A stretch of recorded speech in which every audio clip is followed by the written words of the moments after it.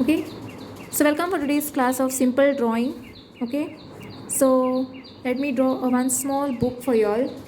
Just vertical line, draw vertical line, and then horizontal, vertical, and then horizontal line. Okay, then you all can just draw a dotted line like this way. Okay, what you all can do over here is from here take it here, and from here you all can take it here. Okay, and join this part, and then you all can just draw two circles and with one smile, and then over here it will be a blushing part. Okay,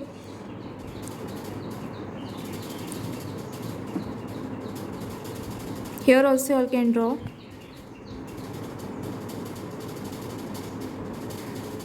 This is a very simple cute kawaii drawing for beginners it is, and I hope you will like this.